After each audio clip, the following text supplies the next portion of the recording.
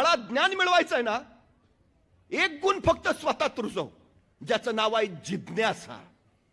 प्रश्न विचारत राहा फक्त. आभाळात वीज चमकली की प्रश्न विचारायचा, वीज का चमकतीये, शोध का चमकतीये, ऋणप्रभार धनप्रभार एकत्र येतो, चकमक उडते, वीज होते. उत्तर मिळाली की ज्ञान वाढत जाईल बाळा.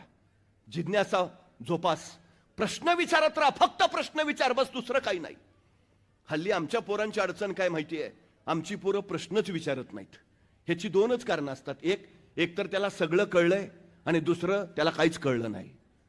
पण जिज्ञासा हा गुण आमच्या मुलांच्यात नाही, ही सगळ्यात मोठी अडचण आहे. मी स्वतः फिजिक्सचा प्राध्यापक आहे, भौतिकशास्त्र शिकवतो. याच्या आधी अनेक प्राध्यापकांनी भौतिकशास्त्र शिकवलं असेल, इथून पुढेही शिकवतील. पण भौतिकशास्त्रामध्ये आम्ही शिकवतो काय?